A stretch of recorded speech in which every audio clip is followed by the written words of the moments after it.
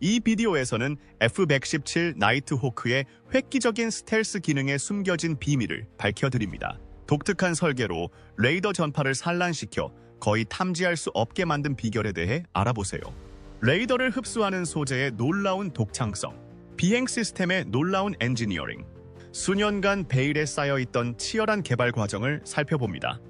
최초의 기밀 시험 비행부터 현대 전쟁에서 중추적인 역할을 하며 항공뿐만 아니라 군사 전략의 미래를 변화시킨 나이트호크의 이야기를 함께 살펴보세요.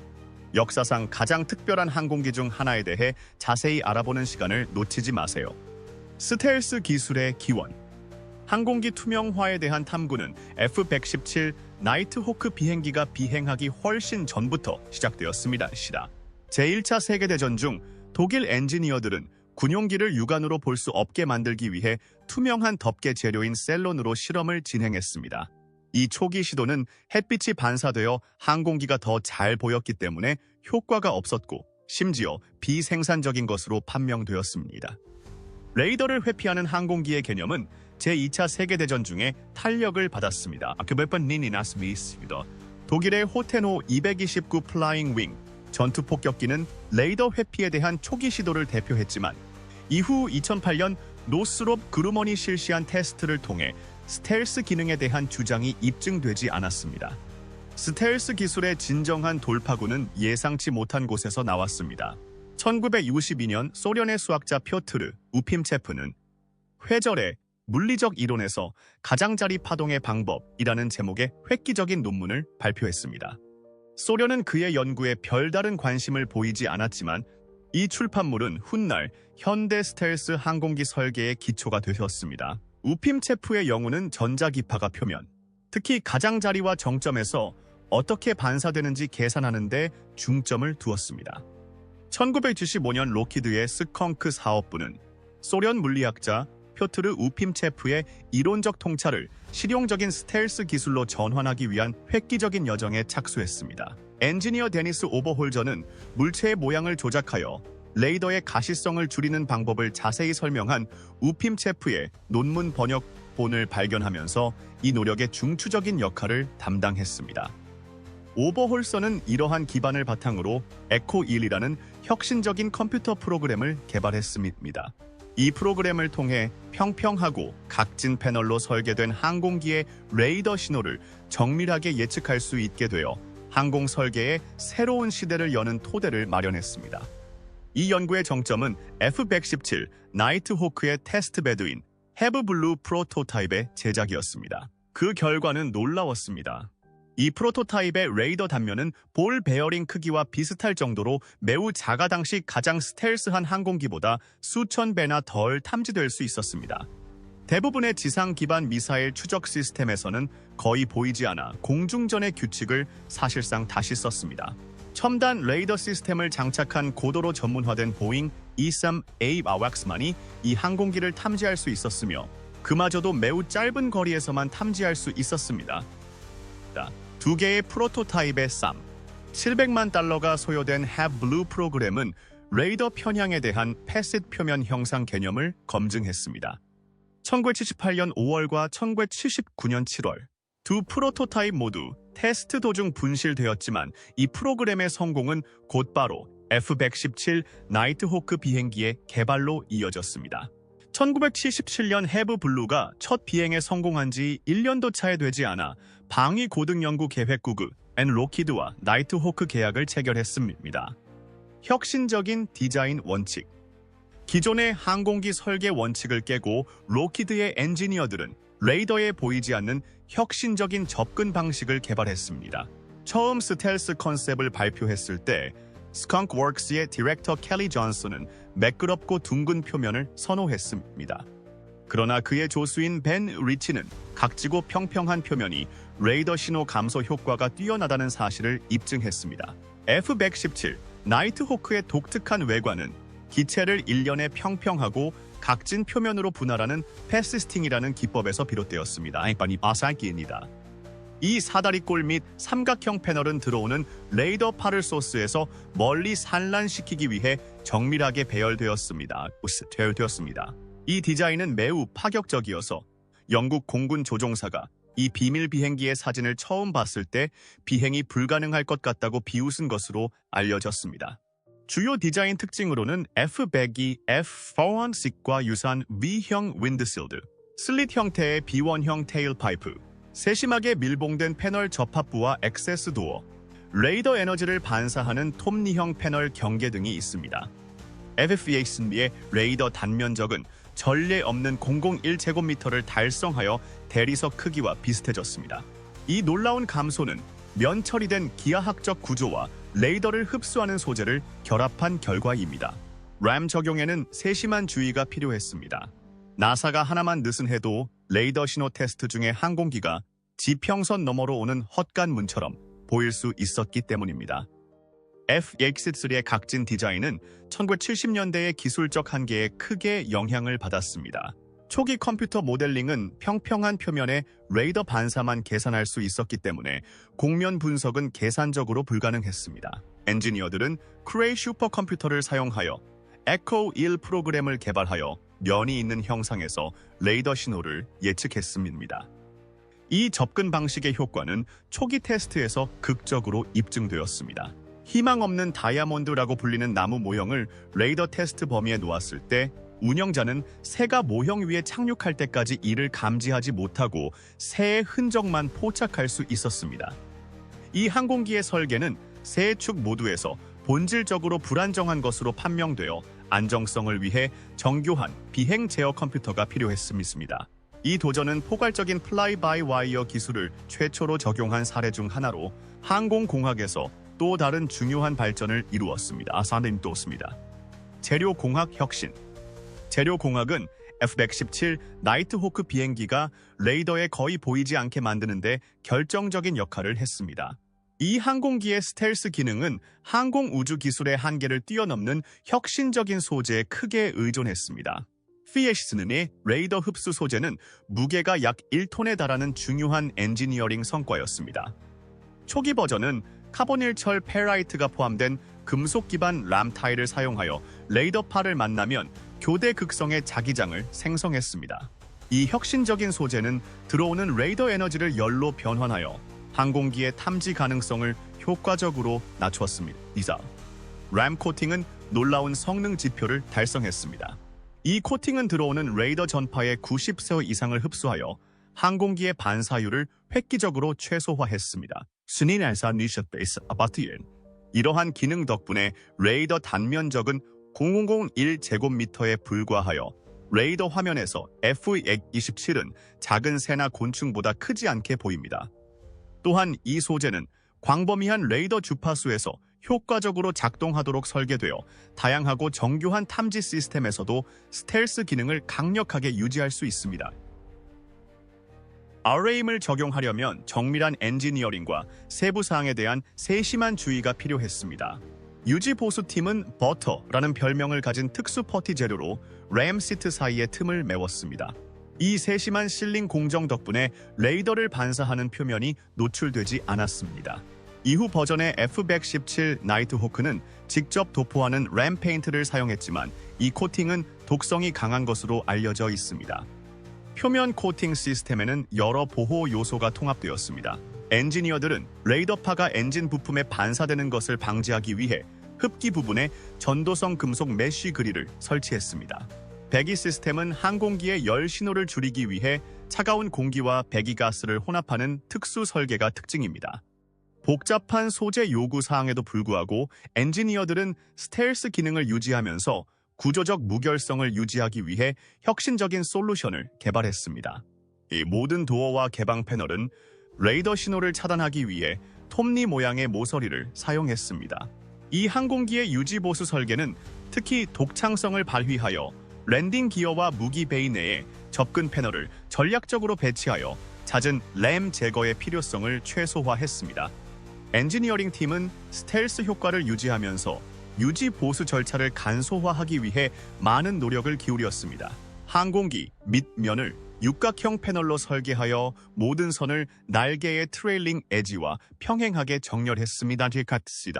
이렇게 세심한 주의를 기울인 덕분에 출입문에서 반사되는 레이더 신호가 날개의 최소한의 시그니처로 가려질 수 있었습니다. 이 소재 시스템은 매우 효과적인 것으로 입증되었지만 몇 가지 한계에 직면했습니다. 람 코팅은 섭씨 250도 이상의 온도를 견딜 수 없었고 열, 염분, 습기, 마찰과 같은 환경적 요인에 취약한 상태였습니다.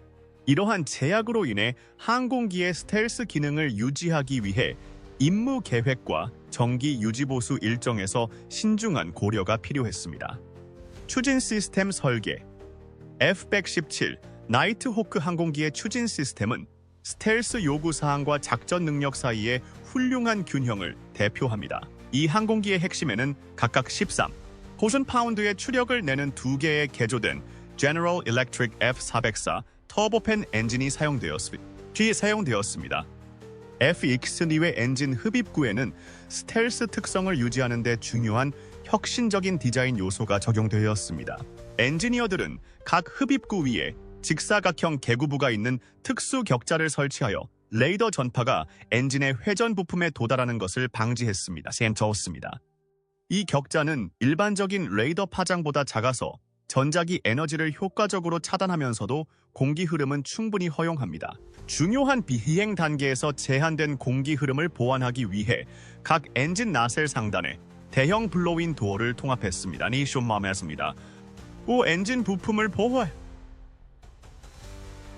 보호하는 오프셋 인렛 디자인, 램 코팅된 흡기 격자, 결빙 제거를 위한 전기 가열 시스템, 최적의 성능을 위한 보조 공기, 흡입구 등이 주요 엔진 흡입구 기능으로 포함되었습니다. 배기 시스템은 F-117의 설계에서 가장 까다로운 측면 중 하나였습니다. 엔지니어들은 기존의 원형 엔진 배기구를 17:1의 평평한 슬롯 수렴형 노즐로 변형한 정교한 솔루션을 개발했습니다. 이 독특한 구성에는 배기 시스템과 다양한 고급 기능이 통합되어 목표를 달성할 수 있었습니다. 각각 약 6인치 정사각형의 12개의 격자형 구멍을 통해 배기가스가 고르게 분산되는 동시에 열 발자국을 최소화할 수 있었습니다. 열을 더욱 효과적으로 관리하고 항공기 구조 부품을 보호하기 위해 배기 어셈블리의 후면 가장자리를 따라 열 반사 세라믹 타일을 설치했습니다. 이 타일은 열을 반사하여 중요한 부위로부터 열을 차단하는 열 차폐 역할을 합니다. 또한 바이패스 공기 냉각 시스템을 통합하여 배기 온도를 조절하여 감지 가능한 임계값 이하로 유지했습니다. 또한 이 시스템에는 열 팽창을 허용하는 복잡한 슬라이딩 요소가 포함되어 있어 고온 작동 시 구조적 스트레스를 방지하고 배기 시스템의 내구성을 보장했습니다. 스텔스 요구 사항으로 인한 제약에도 불구하고 엔지니어들은 놀라운 성능 최적화를 달성했습니다. FXD의 엔진은 최소 질량 추력을 생성하기 위해 광범위한 수정을 거쳐 흡입구와 노즐 설계 통합을 용이하게 했습니다. 이 항공기는 시속 100km 이상의 속도를 유지할 수 있으며 5시간의 최장 단일 좌석 전투기 임무 기록을 세우며 탁월한 항속거리 성능을 입증했습니다. 추진 시스템의 설계는 여러 가지 기술적 과제를 해결했습니다. 배기가스는 의도적으로 차가운 주변 공기와 혼합하여 열 신호를 줄였고 원형이 아닌 테일 파이프를 사용하여 배기 단면을 최소화했습니다. 성능과 스텔스 특성의 세심한 균형 덕분에 F-117은 약 0.1제곱미터의 레이더 단면을 유지할 수 있었습니다. 전문 업체인 에이스텍 MCI는 단 10개월 만에 독특한 배기 시스템을 설계하여 독특한 벌집 모양의 니켈 합금 테일 파이프를 만들었습니다. 이 혁신은 트윈 엔진에 회전하는 터빈 날개를 숨기면서 배기가스를 효과적으로 평평하게 만들었습니다. 이 시스템은 매우 복잡해서 록히드는 전체 F-117 프로젝트에서 가장 까다로운 단일 구성 요소로 보고했습니다. 항공전자공학 및 제어 시스템. 첨단 제어 시스템은 F-117의 놀라운 기능의 근간을 형성하여 본질적으로 불안정한 설계에도 불구하고 정밀한 비행 제어를 가능하게 했습니다. 컴퓨터, 내비게이션 시스템, 파일럿 인터페이스의 정교한 통합으로 이 파격적인 항공기가 작동할 수 있었습니다. F-117은 세 축 모두에서 공기역학적으로 불안정하기 때문에 컴퓨터의 지속적인 개입이 필요했습니다. 엔지니어들은 F-16에서 채택한 4중 2중화 플라이 바이 와이어 시스템을 구현했지만 독특한 비행 특성을 처리하기 위해 광범위하게 수정했습니다. 이 시스템은 조종사의 입력을 전자신호로 변환하여 여러 대의 기내 컴퓨터에서 처리하여 정밀한 비행 보정을 수행했습니다. 항공기의 두뇌는 우주 왕복선 기술에서 파생된 세 대의 IBM 미션 컴퓨터로 구성되었습니다. 이 컴퓨터들은 완전 자동화된 비행 관리 시스템을 관리하는 IBM AP100이 임무 제어 컴퓨터와 통합되었습니다. 각 임무 전의 상세한 비행 데이터가 이 컴퓨터들에 업로드되어 항법, 비행 안정성, 무기 조준을 전례 없이 정밀하게 조정했습니다. F-117 나이트호크의 내비게이션은 임무 수행 중 정확하고 안정적인 성능을 보장하기 위해 다양한 정교한 시스템을 통합하여 항공 유도 기술의 획기적인 발전을 이루었습니다. 이 시스템의 핵심은 외부 신호에 의존하지 않고 정확하고 드리프트 없는 항법을 제공하는 최첨단 솔루션인 하니웰 링 레이저 자이로 관성 항법 시스템입니다. 이는 관측 가능성이 낮은 안테나를 사용하여 항공기의 스텔스 프로파일을 유지하면서 위치 정확도를 향상시키는 GPS 기술과 원활하게 통합되었습니다. 또한 자동화된 임무 계획 시스템이 구현되어 조종사가 복잡한 비행 경로를 사전 프로그래밍할 수 있으며 4차원 비행 관리 기능을 통해 정확한 목표 시간 및 공간 요구 사항을 준수할 수 있습니다. 내비게이션 시스템은 링 레이저 자이로 내비게이션 개선 프로그램을 통해 크게 개선되었습니다. 업그레이드된 시스템은 정렬하는 데 40분 이상 소요되던 기존 Mi-52 허니웰 SPN-GENS-INS를 보다 효율적인 허니웰 H423-2 레이저 IME와 INS로 대체했습니다. GPS 통합과 결합된 이 향상된 기능은 항법 정확도를 획기적으로 개선하고 정렬 시간을 단축했습니다. 단단이다. 조종석 레이아웃은 조종사의 효율성을 최적화하는 동시에 업무량을 최소화하도록 진화했습니다. 조종석에는 중요한 비행 데이터를 조종사의 시야에 직접 투사하는 카이저 일렉트로닉스 헤드업 디스플레이가 장착되어 있어 헤드업 상황 인식이 가능했습니다. 트윈 컬러 다기능 디스플레이 표시기는 다양하고 상세한 임무 정보를 제공했으며 해리스 코퍼레이션의 디지털 무빙 맵 시스템은 실시간 지리적 인식을 제공했습니다. 이를 보완하기 위해 256개의 항공전자 기능을 관리할 수 있는 액정 데이터 입력 패널과 야간 작전 중 표적 식별 및 탐색의 필수적인 저고해선 이미지를 표시하는 대형 중앙 비디오 모니터가 추가되었습니다. 파일럿 인터페이스는 작전 능력 개선 프로그램 2단계에 따라 상당한 현대화 작업을 거쳤습니다. 이 업그레이드는 기존의 중앙 FLIR D-라이어 디스플레이를 디지털 무빙 맵 디스플레이로 교체하고 적외선 이미지는 2개의 하니웰 컬러 다기능 LCD 화면 중 하나로 옮겼습니다. 이러한 개선 사항은 특히 야간 운항 중 조종사의 방향 감각 상실을 해결하여 여러 차례의 운항 사고의 원인이 되었던 문제를 해결했습니다. 이러한 첨단 시스템의 통합으로 조종사는 기본적인 항공기 제어보다는 임무 수행에 집중할 수 있게 되었습니다. 자동화된 계획 시스템은 항공기의 스텔스 특성을 유지하면서 무기 방출을 포함한 공격 임무의 모든 측면을 수행할 수 있었습니다. 비행 제어, 내비게이션, 인터페이스 시스템의 정교한 조합은 공기역학적으로 까다로운 설계를 매우 효과적인 공격 플랫폼으로 탈바꿈시켰습니다. 제조 과제. 세계 최초의 스텔스 전투기를 제작하려면 제조 공정에서 전례 없는 정밀성이 요구되었습니다. F-117 나이트호크 전투기의 생산 여정에는 혁신적인 조립 기술과 엄격한 품질 관리 조치가 독특하게 결합되어 있었습니다. 제조 공정은 UEI 및 AEB를 비롯한 여러 전설적인 항공기가 탄생한 82빌딩에서 시작되었습니다. 엔지니어들은 날개, 전방 동체, 후방 동체, 붐 섹션 등 항공기 전체에 단 4개의 기본 조립 도구만 사용했습니다. 조립 과정에서는 사소한 결함도 항공기의 스텔스 기능을 손상시킬 수 있기 때문에 디테일에 각별한 주의가 필요했습니다. 주요 조립 구성 요소로는 정밀하게 정렬된 패널 조인트, 특수 레이더 흡수 소재 적용, 맞춤형 설계 조립 설비, 표면 코팅 검증 시스템 등이 있습니다. 제조 공정에는 엄격한 보안 조치와 품질 검사가 통합되었습니다. 각 직원은 비밀 수준의 보안 허가를 받아야 했으며 초기 핵심 직원은 약 75명이었으나 수천 명으로 확대되었습니다. 프로그램 책임자가 모든 팀원을 직접 인터뷰하여 보안 규정 준수를 확인했습니다. 품질 관리는 전체 제조 공정에 걸친 체계적인 다단계 접근 방식을 사용하여 세심하고 정밀하게 수행되었습니다. 첫 번째 단계는 모든 부품이 설계 사양을 충족하고 결함이 없는지 확인하기 위해 조립 전 검증을 실시하는 것이었습니다. 그 후 표면이 레이더 회피 성능에 필요한 정확한 사양을 준수하는지 확인하기 위해 세부적인 검증 검사를 거쳤습니다. 그런 다음 개별 부품과 어셈블리의 레이더 단면을 측정하는 특수 테스트를 수행하여 모든 부품이 항공기의 스텔스 기능에 기여하는지 확인했습니다. 이러한 예비 단계가 완료되면 최종 조립품은 구조적 무결성과 정렬을 확인하기 위해 종합적인 검사를 거쳤습니다. 마지막 단계에서는 모든 항공 전자장치, 추진 시스템 및 기타 중요한 하위 시스템이 작동 조건에서 완벽하게 작동하는지 엄격하게 평가하는 운영 시스템 테스트가 진행되었습니다. 이 프로그램은 엄격한 보안 프로토콜에 따라 운영되면서도 뛰어난 품질 기준을 유지했습니다.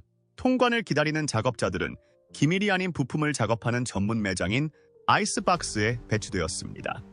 F-117 프로그램은 효율성과 스텔스 요구 사항의 균형을 맞추는 몇 가지 제조 혁신을 개척했습니다. 엔지니어들은 스텔스 기술 개발에 자원을 집중할 수 있도록 다른 항공기의 기존 부품을 활용하는 전략적 결정을 내렸습니다. 이 전략의 핵심 중 하나는 안정적이고 효율적인 추진력을 제공하는 FA-18의 GE-F404 시스템에서 엔진 부품을 통합하는 것이었습니다. 마찬가지로 조종석 레이아웃은 F-16 및 F-18의 설계에서 파생된 장비를 통합하여 새로운 플랫폼으로 전환하는 조종사에게 친숙함을 보장하는 동시에 높은 기능성을 유지했습니다. 원래 BOCB 폭격기용으로 개발된 내비게이션 시스템을 F-117의 스텔스 프로파일에 맞게 수정하여 정밀도를 높이는 동시에 비용을 관리할 수 있도록 했습니다.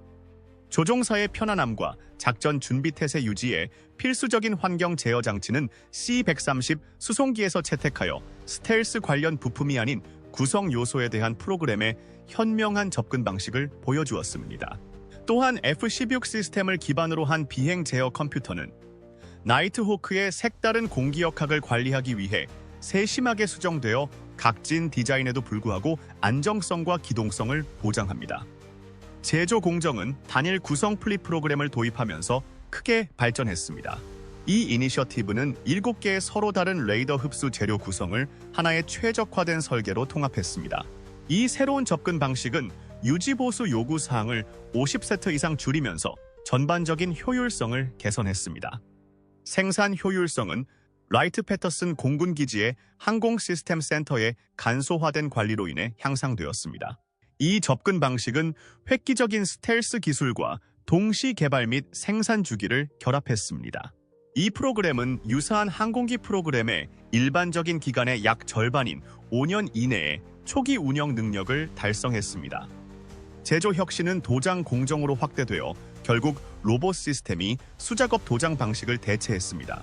첫 번째 나이트호크 개조 작업에는 5명의 도장 작업자와 마스킹 작업자가 투입되어 4일 반이 소요되었습니다. 이후 3대의 상용 모토만 P8 로봇팔을 갖춘 첨단 로봇 도장 시스템을 도입하여 효율성과 도장 일관성을 크게 개선했습니다.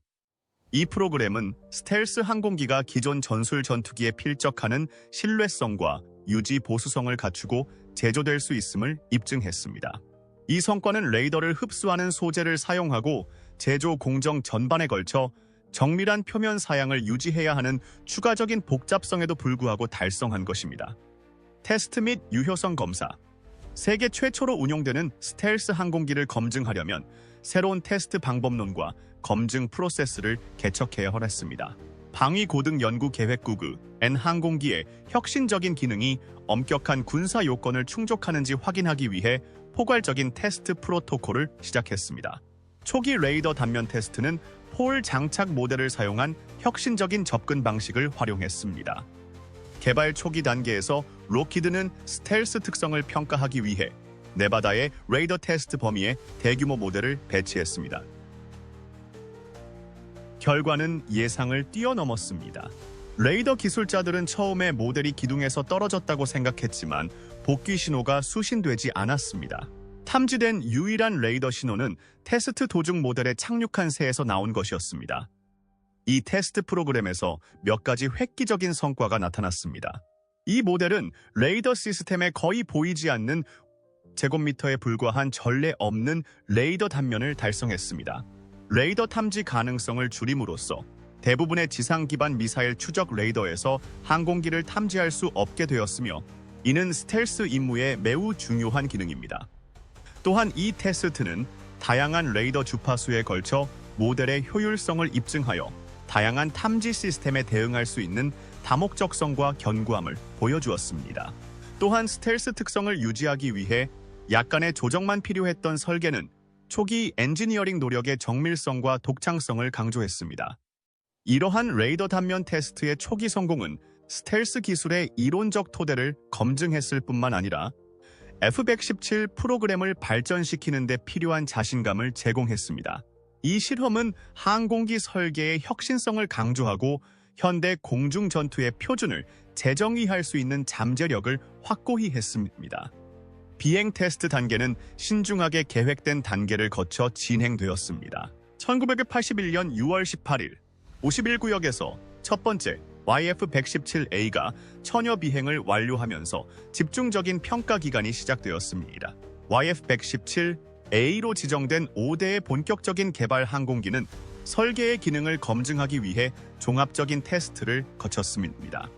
이 프로그램은 보안 허가가 필요한 항공우주 인력 부족, 전문 테스트가 필요한 복잡한 항공전자 통합 문제, 계측 요건으로 인한 무기 인증 일정 연장, 여러 항공기 구성에서 일관된 테스트 매개 변수의 필요성 등 몇 가지 중요한 과제에 직면했습니다. 이러한 과제를 해결하기 위해 록히드는 수석 과학자가 이끄는 전문 호랑이 팀을 구성했습니다. 이 팀은 특정 테스트 시퀀스에 대해 단일 항공기와 조종사를 지정하여 일관된 평가를 보장함으로써 테스트 프로세스를 간소화했습니다. 성능 검증은 기본적인 비행 특성을 넘어 전체 무기 시스템을 포괄하는 것으로 확장되었습니다. 이 프로그램에는 설계의 개별 테스트 계획이 필요했으며 1983년 10월 초기 운용 능력을 달성하기 전에 필수 테스트를 완료했습니다. 엔지니어들은 이후 몇 년 동안 모든 운용 파라미터를 완전히 검증하기 위해 보안 테스트를 계속했습니다. 검증 과정에는 스텔스 특성을 테스트하기 위한 혁신적인 솔루션이 포함되었습니다. 지상 승무원들은 시험 비행 사이에 항공기의 레이더 흡수 소재를 유지하기 위한 정밀한 프로토콜을 개발했습니다. 여기에는 모든 패널 조인트의 면밀한 검사, 표면 나사의 적절한 조임, 필요한 경우 전도성 테이프 부착 등이 포함되었습니다. F-117 나이트호크 항공기의 테스트 프로그램은 전례 없는 기능을 검증하는 동시에 스텔스 항공기 검증의 새로운 표준을 수립했습니다. 테스트 조종사들은 다양한 레이더 위협에 대한 항공기의 대응 능력을 평가하기 위해 65회 이상의 특수 시험 출격을 완료했습니다. 이 종합적인 테스트 프로그램을 성공적으로 완료함으로써 F-117은 뛰어난 스텔스 특성을 유지하면서 엄격하게 방어된 영공에서 효과적으로 작전할 수 있는 능력을 확인했습니다.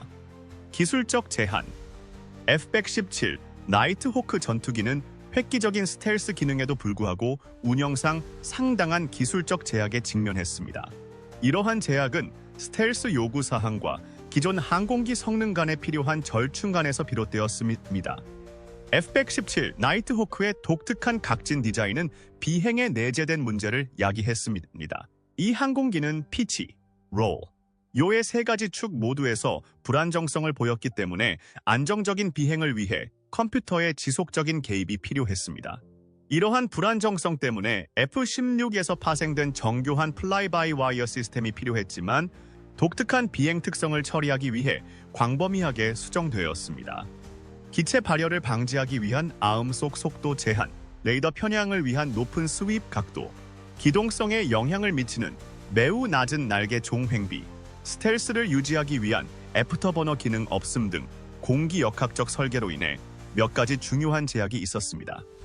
이러한 설계 선택으로 인해 스텔스 효과를 위해 공중전 능력을 희생한 항공기가 탄생했습니다.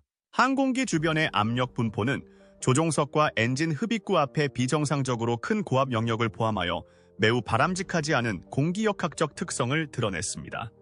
F-117 나이트 호크의 레이더 흡수 소재를 유지하는 것은 복잡하고 까다로운 과정이었으며 항공기의 스텔스 기능을 유지하기 위해 세심한 주의를 기울여야 했습니다.